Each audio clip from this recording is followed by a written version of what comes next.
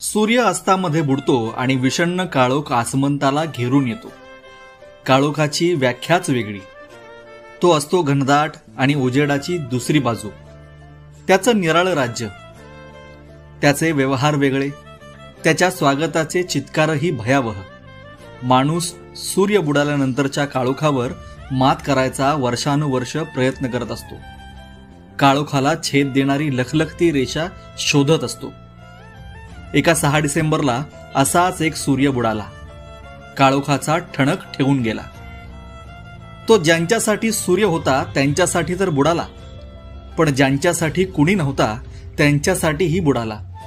लोकांना प्रकाश हवा असतो आणि प्रकाशाचे पुंजके हे शोधावे किंवा निवडावे लागत नाही.